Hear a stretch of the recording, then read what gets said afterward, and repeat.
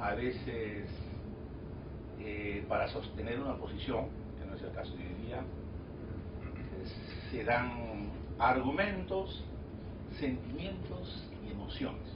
Eso con la policía es muy frecuente. No es mi institución. Argumentos, ¿no? Entonces, en primer lugar, pienso que esto tiene alguna razón. ¿Por qué tanta disidencia de interpretación? ¿No?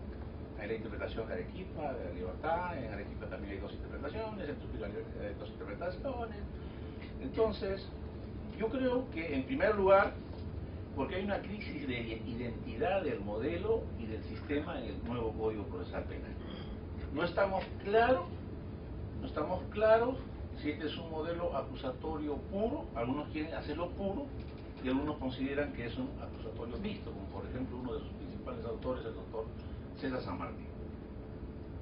Y entonces, si algunos consideran que este es un modelo acusatorio puro y que la oralidad es un valor constitucional, que no está en la Constitución, entonces tiene una manera de interpretarlo. Y esta crisis es todavía más consistente si se considera que en el mismo interior de la condición que elaboró el Código, dos de sus protagonistas principales, César San Martín y Pablo Talavera, este último fue el primero que dijo que este es un modelo acusatorio con rasgos adversariales, no adversariales. Y César dice que no es adversarial. Y en Trujillo se trata de imponer la oralidad, imponer en el buen sentido de la palabra. Y César dice que la litigación es una bachafería. Entonces, de ahí nacen algunas de las fuentes de donde surgen los problemas de interpretación, en que no tenemos una brújula clara, hay una crisis de identidad. Y esto es explicable, porque nuestro país, al margen del reconocimiento unánime que tiene César, Florencio, Pablo Sánchez, Pablo Talavera, etc., que son distinguidísimos procesalistas, creo que nuestro país todavía no ha madurado la ciencia procesal de tal manera que nos pueda poner en condiciones de ser legisladores eficientes de modelos procesales. Y entonces, en el Código Procesal hay rasgos acusatorios, rasgos inquisitivos, y en algunos artículos son más inquisitivos que el sistema vigente. Entonces, una crisis de identidad. Segundo lugar, también efectivamente ha ocurrido en el código lo que Florencio decía en la década 70, 80, que los códigos en nuestro país a veces surgen en el cubículo de los académicos, una reflexión, ¿no es cierto?, de un profesor, al margen de la realidad y al margen de la tecnología y a veces al margen de la capacidad del ser humano. Y recojo lo que ha dicho Pepe. Pepe, ¿qué es lo que dice? Una audiencia tenemos que discutir punto por punto, porque si lo hacemos en total y al final de la audiencia de 2 horas tenemos que tener una posición, probablemente los señores magistrados hayan olvidado lo que ocurrió en los 15 primeros minutos. Y ese es un asunto humano. Entonces la pregunta sería, ¿qué le pasó a Zavala Loaiza, que pensó que una persona no puede recordar más de 9 días las vivencias que se desarrollan en un juicio oral, y por eso puso en este artículo, creo que es el 267, que dice que si las audiencias, digamos, discurren en más de 9 días, se tiene que, efectivamente, quebrar la audiencia. Entonces, Zavala Loaiza consideraba que los seres humanos no podemos estar recordando las vivencias de un juicio oral más allá de 9 días. ¿Pero qué ha pasado? Los juicios orales en nuestro país duran años. Algunos juicios duran 4 o 5 años, juicios orales. Y estos señores que llevan juicios de 5 años y le preguntan no lo que han escuchado hace 15 minutos, sino hace años, ¿con qué componente de memoria es que expresan su opinión? Entonces, esta pues también efectivamente es una lección que para legislar tenemos que estar preparados. Afortunadamente, con motivo de este código, existe un gran contingente de juventud que recién está incursionando en una base científica del proceso, y alguna vez estaremos en condiciones de hacer un código. Y en segundo lugar, cuando lo hagamos, tengamos una composición interdisciplinaria que nos acerque a la realidad y a la tecnología. Porque lo que ha dicho Pepe es cierto. El artículo 120 del Código Procesal Penal establece que efectivamente se puede hacer una reproducción audiovisual de la audiencia, pero hay que transcribir. Y eso está pues de espaldas a la tecnología, porque demora mucho más tiempo en transcribir aquello que ya está auténticamente grabado, que es lo que se hizo en Juan. ¿No es cierto?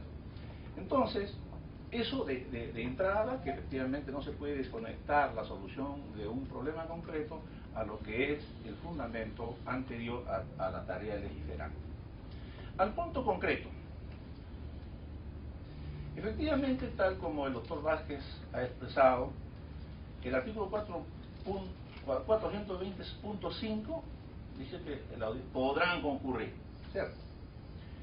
Lo que pasa es que nosotros podemos simpatizar con la oralidad, podemos simpatizar con la litigación, la publicidad, con eso podemos simpatizar, totalmente, como lo hago públicamente, pero tenemos un sistema jurídico y tenemos reglas procesales en materia técnicas, también las tenemos. Aquí hay un texto del artículo 7º del título preliminar del nuevo Código Procesal Penal, que dice que la ley que coacte el ejercicio de los derechos procesales de las personas, así como la que limite el poder conferido, el poder de impugnación es un poder conferido. Y por eso es que efectivamente el artículo 9 del título preliminar del Código 21 también decía, las leyes que restringen derechos o un poder conferido se interpretan restrictivamente. Y entonces no podemos hacer una interpretación extensiva para restringir un derecho en un poder conferido, me parece. Esto al margen de mi simpatía por la posición, pero acá no estamos para expresar nuestra simpatía, sino para dar argumentos y ponerlos en la mesa. De otro lado, el ejemplo que ha dado Pepe, creo que es la mejor evidencia que en nombre de la oralidad no podemos ir a un extremo. Por ejemplo, justo es el ejemplo que ha dado Pepe. Dice que en Arequipa el 19 de agosto, ¿no es cierto? El 12 de agosto hubo un proceso contra... En la Libertad. En la Libertad, tres personas. Entonces, el padre se hace presente y tiene derecho a una audiencia, una actividad procesal, y a los otros le confirman la pena. ¿Por qué? ¿Por qué? Porque físicamente no fueron por cualquier motivo, y de ahí creo que la observación del doctor Ramos también justificada. Pero ¿qué es lo que ocurre? Al margen de la disposición de las partes, el juez tiene como obligación ser el último reducto del principio de legalidad. Porque un juez, al margen de lo que las partes expongan o propongan en el proceso, por mandato constitucional, no puede sancionar a una persona si los hechos no constituyen delito, si es evidente dentro del proceso, aunque no haya ido físicamente, que efectivamente, por ejemplo, no hay acción en ese. Supongamos que en el caso que ha dicho Pepe, es evidente de lo actuado, de lo discutido en el proceso, de los audios que están ahí a disposición, que esta persona que es el yerno, por ejemplo, no ha intervenido, es evidente, ausencia de acción, principio de legalidad. En consecuencia, estamos acá entre dos cosas. Como no concurre, le ponemos 35 años.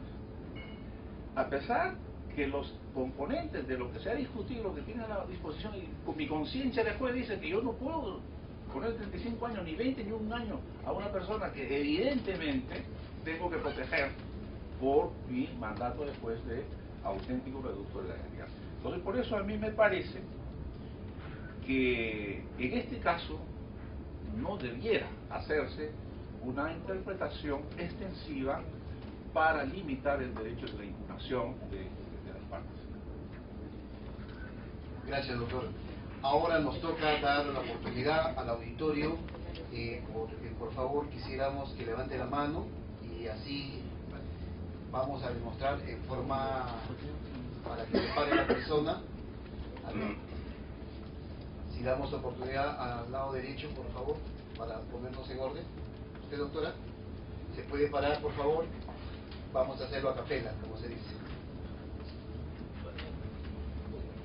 Yo puedo agregar servicio es bastante interesante, pero podríamos solucionar con bases constitucionales. La apelación está amparada en la Constitución. El que se revise toda decisión por doble instancia es un mandato constitucional. Consecuentemente, se debe prevalecer